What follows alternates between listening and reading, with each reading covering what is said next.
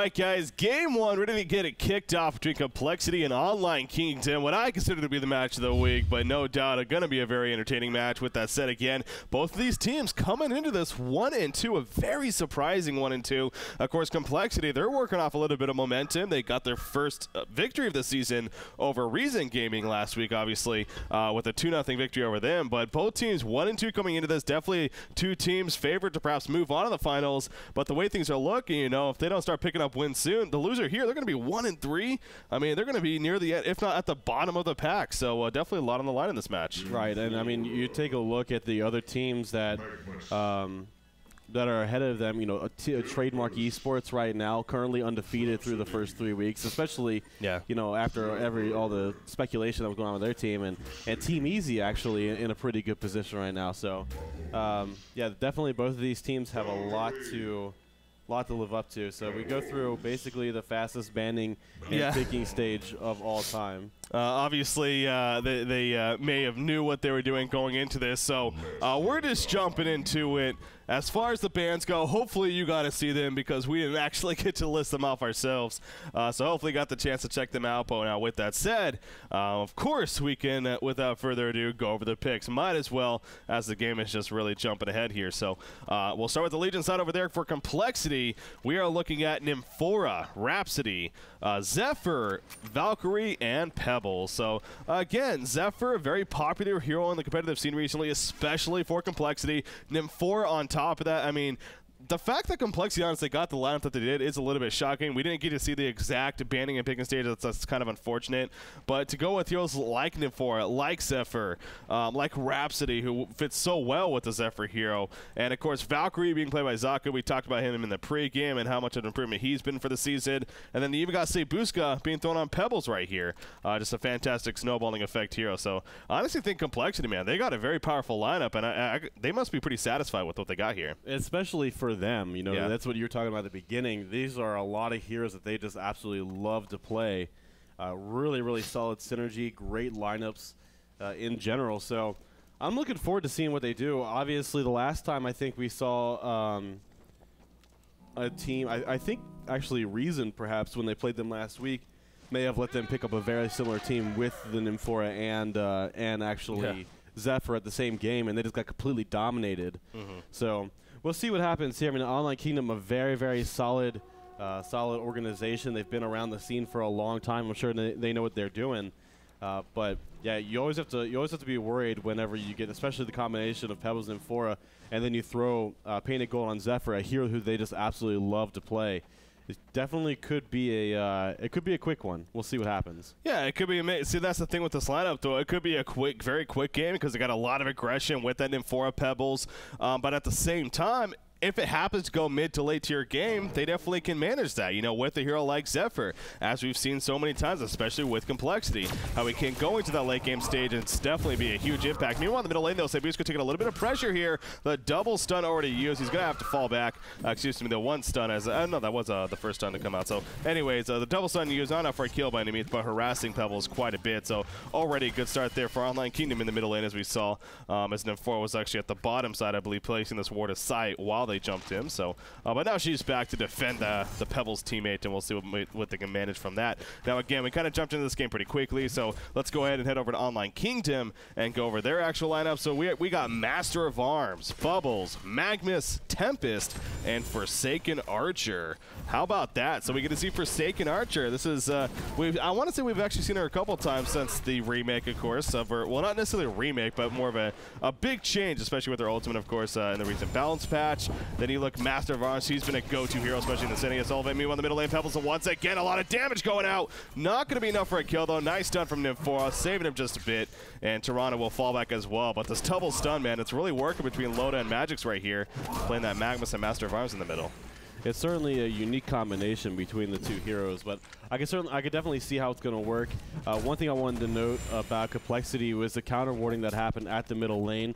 I really like the fact that Toronto set the ward of Revelation down there, and then allowed for Pebbles to get the last hit, therefore getting that 50 gold bounty. It's just one of the small things where it may not make the hugest difference, but an extra 50 gold, especially when you're struggling already in the lane early on, can definitely be a you know, every little bit helps. So As for the rest of Online Kingdom's lineup, though, I mean, it definitely is kind of indicative of the metagame shift that we've seen over the past couple of months.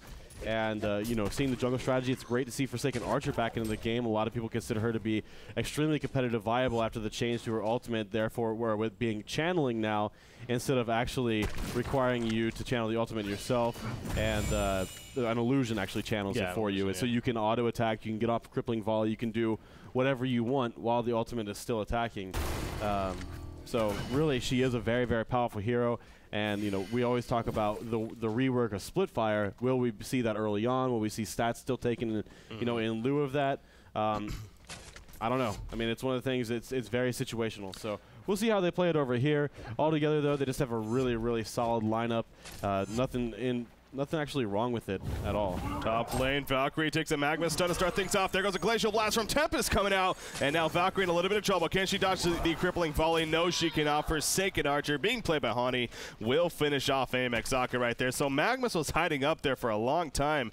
Of course, he had the Invis rune that whole time, so that allowed him to stay next to him. But eventually, patience is a virtue, as they say. Not exactly sure, but somebody said that, and I picked it up from somewhere, maybe the internet, I don't know. But patience is the virtue, and indeed that worked out right there for Online Kingdom. So very good kill on to Valkyrie to get the Bloodlust kill to start things off. So it took a little bit, you know, 3.5 minutes into this game now, but still nothing wrong with that. I expect this game to start snowballing quite a bit, really, for both teams. I mean, both teams have a great potential to just really start running the other over as soon as possible. Now, Bubbles being played by Palzilla. The bottom lane, you know, just wasn't working out for him at whatsoever. I mean, he's given up on it pretty much at this point. He's come somewhat to the middle lane, as we do see a double stun on the Master of Arms. In the meantime, the steel stun on top of the Stalagmites. One more auto attack, maybe going to do it. Yes, there we go. Pebbles will finish off Master. In the meantime, Bubbles comes in, wants to help snipe out an M4, and mission will be accomplished. But a 1-for-1 exchange, I must say, Complexity at the end result, they got to be pretty happy with it. As on top of that, Pebbles actually bottles up an Invis rune as well. So good play right there. But as I was talking about Bubbles, you know, he gave up on the bottom lane. He's been trying to set something up in the middle. Finally, with Magnus's return, they're able to at least get a kill on Amphora, despite the death of Master of Arms. But you see, Palzilla, don't expect him to be any bit of an impact, at least the early to mid part of this game even. That's really unfortunate for a hero like Bubbles, as we see some more action in the middle lane, but Magnus is going to be able to get away, it looks like. Yeah, so he'll use a health pot and a mana pot and start getting some of that back. But yeah, I mean, Palzilla, he's trying to take advantage of, you know, yes, he's very low level. He's only level 2 right now, but you know, if you can get around to another lane and try to help them out a little bit, then you know, there's nothing necessarily wrong with that. Zephyr, the bottom lane, I mean, he's got a completely uninterrupted farm down here. Currently top farmer in the game, 335 gold per minute, 33 and 16. Whereas Forsaken Archer only 20 and 14, but she does have the hero kill to help her with the gold per minute. In fact, I believe it was the Bloodlust kill. So yeah, yeah, she definitely has that little bit of a boost on Zephyr, but Zephyr is going to be able to continue to get that really strong, solid farm, now level 6. And one of the other things about Zephyr that's so great is that he's one of those heroes who can duck into the jungle. He can take out, you know, a few of the ways there. By the way, the middle lane, Magma's barely escaping with his life right there, trying to turn it around, but just not enough damage on Pebbles. So, and then of course you see Nymphora using the Grayson and Nymph immediately on Pebbles to help him get some of that mana back. It's such a powerful hero combination. Yeah, we always, it's kind of interesting though, because bottom lane in the meantime, Typhoon used right there, and Rhapsody's stun on top of that. Pretty easy kill, I'm sure, on a Bubbles. I just went off of it as we were talking about the middle lane, but anyways, good kill down there. Top lane, actually, there we go. The ultimate channeled from Forsaken Archer and able to use it to help kill Valkyrie right there. So a couple of kills happening, but now Stalagmite's coming out. Are we going to see another kill? Lotus in a lot of trouble. There's the chuck in the air, slammed into the ground, and Master of Arms will fall. Hasted Magnus running in, but just not nearly in time. Now you got Bubbles, level 3 only. Now he's running in, but of course don't expect him to do much. That's actually just levels right there to level 4, so that's pretty convenient for him. But yeah, nothing much he could do. The damage was already done, so all 3 lanes having a bit of action right there. In the end, no Complexity feeling pretty good. Stalagmite attempt right there on a Bubbles, unsuccessful, however, and we'll use his last bottle charge after that. So now Master of Arms, after 2 deaths here in this early game, once again pointing back and going to try to pick up on on that farm. So, but yeah, you mentioned Zephyr. I mean, the free farm that he's getting here, being played by Panic Gold, now up to 405 gold per minute, going to push this bottom tower. However, Online Kingdom, they're not going to let it go easy. We got Magnus and Bubbles actually both heading down here, and they're going to hold it off for now, so the push will be stalled. But going back to Nymph4, as we were just talking about at the very end there, it's interesting because Complexity is one of the more popular teams. She has been becoming a much more popular hero in general in the competitive scene, but even with Complexity, we see different builds on her with the Nymph4 Pebbles combination, whether or not that's just really a preference. I know Jaw plays her quite a bit as well for Complexity, but we sometimes see they like to go the Volatile Pod builds rather than the Grace of the Nymph, maybe just one Grace of the Nymph, then Volatile Pod stun max out. But in this case, it looks like we're going to see a stun max out into Grace of the Nymph. Maybe she'll stop at level 2 and now start leveling up Volatile Pod. Definitely seen that before as well. But yeah, it's just, again, one of those kind of minor things, but at the same time, an interesting observation to make. So, but for now, she is the 0-2-3 build, and I'm sure at level 6, of course, she will get the ultimate and look to start porting around as soon as possible. Definitely a portal key on Pebbles will be the key for that. And speaking of that, he's currently at 470 gold saved up after he bought a Steam Boots and bottle. So portal key perhaps next in the making for him. Right. I mean, we'll see what happens because, again, just like you were talking about Nymph4, the way that she skills, we've also seen Pebbles be run in different ways as well. Even with Nymph4 there, we've seen them go for the Ring of Sorcery before getting the portal key. So there's definitely some options available to them, and we'll see exactly which route they take. Now, I will say that with the strong farm that Zephyr's gotten, already having the Helm of the Black Legion and Red Booties, and now on Mystic Vestments at 8.5 minutes, I would hope that somebody over here on the Hellborn team is looking at picking the Shield Breaker as one of their items. Meanwhile, at the bottom lane, at the top lane up here, Errol's gonna miss. Tempest was in a lot of trouble. Zephyr diving, but a couple of ports coming in. The Hellborn team gonna try to turn around here. Bubba's gonna port in, not level 6 just yet, so do not expect a kill field. Magma's trying to get in range, but not anywhere close enough. You see the Valkyrie ultimate was used to get them in Viz, the Valkyrie's Prism, and as a result, Complexity will fall back. So got the ports to be used, and then they fall back to be fine after trying to take out Tempest right there, but Zephyr not able to kill him. But yeah, I mean, you're talking about Zephyr and just how powerful, how maybe Online Kingdom should start thinking about that Zephyr. Right, and that's what I was saying. I would like to see, it looks like we'll probably see an early Shrunken Head work up here from HoN on Forsaken Archer, so that's going to be real key. She's going to need to avoid. I mean, it's basically all magic damage over here on the Legion team, so picking up the early Shrunken Head is definitely what I think it's a good idea. Normally, it's something that's like, do you really need the really early Shrunken Head? In this situation, I think she does, especially because she's farming so well. You hear Nymph4's port coming in here at the top lane, and Forsaken Archer, you are going to be in a lot of trouble. There's the Chuck, and actually did not use the stun, so did not even need to use it. And, yeah, that was interesting. She will fall. But yeah, so already we're starting to see that early aggression that you were talking about between these two heroes. Yeah, don't even need the portal key. I mean, we saw not even the stalagmites for that matter. Just going in with the Chuck. The stuns were already enough, and easy kill for them. And that's smart play by Sebuska. If you don't need to use the mana, no reason not to. Obviously, it's a good job saving it there with the stalagmite. Not only the mana, but the cooldown if you needed it. So yeah, now they're going to push the top tower, as we see right here with a 4-man push. Zephyr, of course, he ported to the bottom lane to continue his great free farm, as he was taking advantage of the pushed up creep wave. But there we go at the top side. The top tower goes down, and Complexity might as well stay up here for now. I mean, Nymph4 perhaps going to wait for her cooldown. 2 seconds left on that teleport cooldown there first. It actually is called teleport. Never really looked into it that much. I just been calling it teleport, but it actually is called teleport. Anyways, so gonna wait for that. Maybe port somewhere else with it. Here comes a homecoming stall port in the middle lane in the meantime. Gonna be canceled though. Probably the smart choice as Rhapsody comes running in, but John needs to be pretty careful here. Valkyrie ultimate gonna be used in the meantime, trying to help her get away. Not even really necessary though. The tower goes down, but here comes Nymph4 porting with the Pebbles and coming in Fizz. So the Valkyrie ultimate definitely pays off right there. Magnus and Master of Arms fall, and Tempest just walks away with his head in shame. Nothing more he could do to save him there, as Zephyr continues to push this bottom lane in. 400 gold per minute for him, tied with his teammate basically with Pebbles, who, by the way, just picked up his portal key now. Right, so it's going to be it's going to be very, very difficult here for this Hellborn team to deal with that, especially because you take a look at Bubbles. He's level 6, doesn't even have a level to take cover yet. Master of Arms, he actually with Steam Boost turn to strength, only 872 HP. Really, the only person who's going to be able to survive anything at this point is perhaps the Forsaken Archer, and even then, she's even in perhaps a little bit of trouble if she gets initiated on. It's because you can follow up with an Nymphora Zeal. So that's a little bit extra damage there. So definitely everybody on this Hellborn team is susceptible. What's the word I'm looking for? Susceptible. Susceptible. Wow. One of those fun words. Yeah. Good old English. So definitely everyone on the Hellborn team is susceptible to the amount of burst damage from this Legion team.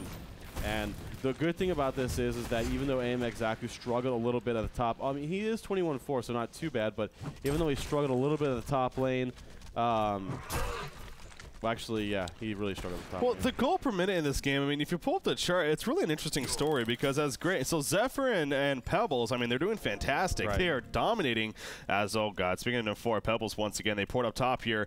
Bubbles and Master of Arms have no clue what is about to happen to them. In fact, are they going to go? Of course, there's a portal key initiation. Bubbles dropping. There goes Augusta, finish him off again. No take cover, so could not do anything right there to actually get away. Rhapsody in the meantime in the front lines lays down the disco inferno. The tower goes down. Magnus stuns and Rhapsody dropping fast. The Steam Bath will finish her off, but at what cost here for the Hellborn team? They're in a lot of trouble now. Tempest falling back. He is out of mana now. Zephyr is chasing. Nice chuck right there. Master of Arms goes and falls to the ground, and Zephyr still wants more. He's thirsty for blood as Pebbles portal key is on 5-second cooldown, so they're all going to fall back and be done with it. So Rhapsody the only one to go down. 2 players down on the Hellborn side though, including the tower, and very likely Complexity is going to keep pushing right here as there's no reason for them to fully turn around just yet. Maybe turn around soon after this catapult kill, as there goes a kill, and yeah, they actually will fall back here. But I mean, now you look at the GPM even more, how just 446 for both right. Pebbles and Zephyr. That is just absurd. But the point I was getting to, I mean, then you look at Valkyrie, Nymphora, and Rhapsody.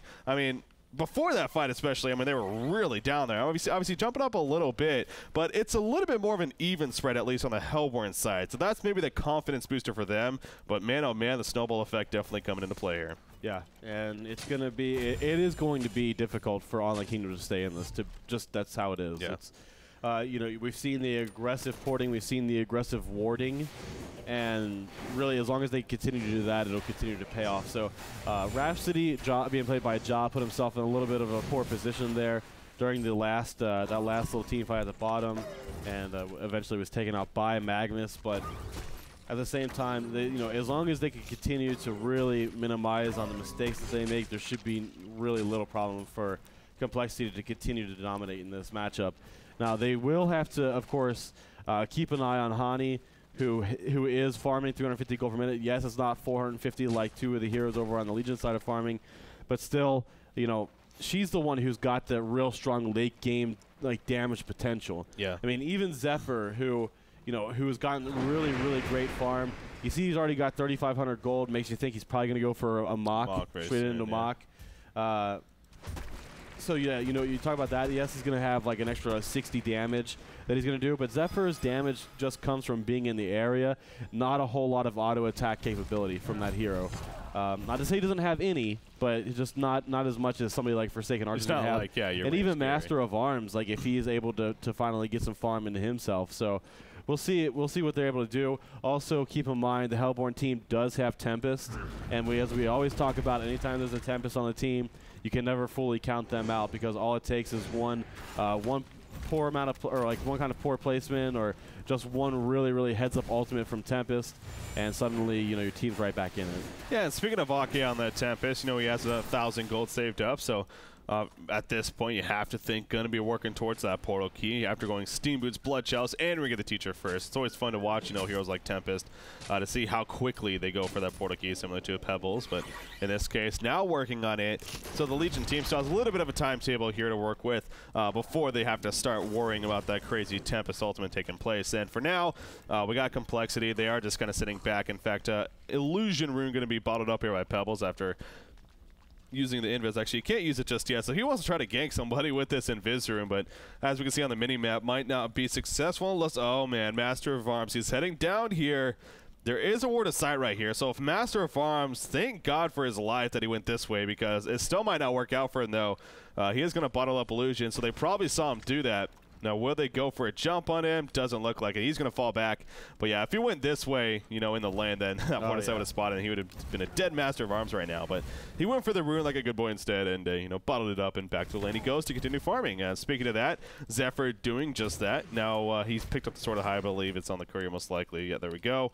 And Mocker Brilliance in the next 300 or so gold. He will have that. Pebbles porting in the middle lane in the meantime. Just going to help farm the creep wave actually for Valkyrie right there. So some good teamwork between the two. You know, Zaku really trying to pick up her farm. And, you know, speaking of Zaku, a build that he likes to go to, or he likes to go with Shieldbreaker. He loves the new Shieldbreaker item, as we've kind of seen more and more on the competitive scene. So really curious to see if that's what he goes for again this game. You know, they already have their tanking carry, obviously, in Zephyr. She has the potential to kind of sit back and be just a pound-in damage hero that she can be. So wouldn't be surprised to see that from her. And she does continue to free farm now here in the middle lane. She's recovered nicely as well. I mean, she was just at 155 gold per minute, now sitting just below 250. So she's definitely made a really nice comeback, and a lot of that due to the early tower pushes. You know, that top lane being complete free farm, and they do, as I was saying, they have to constantly worry about Pebbles and then forward combinations. So they are constantly playing behind their river, behind their towers, and in their jungle. And when that happens, I mean, you know, that's going to allow Valkyrie to basically get the free farm. So Mock of Brilliance finished on Zephyr. We just saw it come into play a little bit right there as they were pushing the tower. You heard it activate on some of the creeps, now porting down into this bottom lane, going to continue to get that really strong, solid farm. And he is actually now leading at 475, almost 500 gold per minute right now for that Zephyr. And then you take a look at experience per minute. I mean, his experience per minute is almost exactly the same. So yeah, he's really doing a number over here on the Hellborn team. Level 13, you take a look at the Hellborn team. The closest one, level 11, which is that Forsaken Archer, who is the second highest experience per minute in the game. As far as the overall stats are concerned and items, going over the Hellborn side, they had Forsaken Archer did finally finish that Shrunken Head, so she'll have that to work with in the next couple of team fights, and you have to expect that that is going to help make some of an impact. 1900 gold on Tempest, so we're still working towards that portal key. He should have that relatively soon. And as for the rest of the people, just not really too much to speak of, and that's really too bad, especially for Master of Arms, who, as we always talk about, he's not a hard carry. I'm not saying that he can't carry, but he's very similar to somebody, in my opinion, like Valkyrie, where you have to get that really strong, solid farm if you want to be a late game, dominant late game hero. But you know, nonetheless, definitely the acid bomb, and you know, that's certainly going to help as far as lowering the armor. And you know, he can still put out quite a bit of damage, even at the even without too many items, as long as he has some of the levels. Yeah, and speaking of lowering armor, you know, that's great that they have the acid bomb for that, of course, against a hero like a Zephyr, who is going to build tanky, and you want to be able to pound damage into him and not have to worry about the big life pool that he has, or, you know, the armor. And of course, now that it goes through Helm of the Black Legion, in fact, always very beneficial. What is this right here? Pebbles got ported in by Nymphoria. They were right next to Magmus, but Magmus, I don't think either side knew that they were right next to each other, as Nymphoria actually ports back to base, and Pebbles will continue to farm. So kind of an interesting circumstance right there, but in the end, no harm, no foul, I guess. So, but yeah, Shieldbreaker, you know, we're talking about that for Valkyrie, very popular on her, especially with Zaku. Now, Forsaken Archer, now she's got the Shrunken Head finish. You know, curious to see if Shieldbreaker is a possibility for her. You talked about that split shot earlier. By the way, she is not putting levels into it, at least just yet. She has at least put one, or if not two, into stats. I'm not exactly sure, actually, but yeah, so will she go Shieldbreaker? Because now remember, it actually works with the split. It will work with the split if you eventually do go to split fire, so that's always very beneficial. And just in general, like I was saying, against a hero like Zephyr, not a bad option to have, just really for pure damage and to lower that armor of his. So we'll see how Forsaken Archer follows it up. But Portal Key now on Tempest. By the way, bottom lane, Master of Arms going to use that Master's Call right there, trying to stay alive. Pebbles chasing now, waiting for another stun combo perhaps, but Bubbles coming in, and Pebbles will be forced to fall back. He is invis right now. Is he going to go balls to the wall? It doesn't look like it. Master of Arms just a little bit too far away, and he will be fine. But Master's Call, the red Master's Call, enough absorption to not allow Sebuska to finish him off, and able to survive right there. So yeah. At the top lane, you mentioned that Tempest has the portal key, so So I already seen them try to use it a couple of times as far as actually getting in position, but they might try to do something here on this Zephyr. We'll see if they go in. They're waiting for Magnus to get back up here, and Magnus is going to stun in. Oh, he's going to channel here. What is going on? Oh, he thought Tempest was going to pour it in and stun, but the Mock of Brilliance interrupted the portal key, and now this is going to get completely turned around as Pebble comes in and takes out Tempest. Magnus, he's just trying to survive, you see. Rhapsody actually used the ultimate as well as the Disco Inferno, and the Mock of Brilliance eventually enough to take down that Magnus. So completely just, you know, you have to be the one to initiate there.